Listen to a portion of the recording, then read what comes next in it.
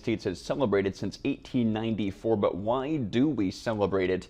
Labor Day falls on the first Monday of September each year, and it was strategically placed in September as a day of rest between the 4th of July and Thanksgiving.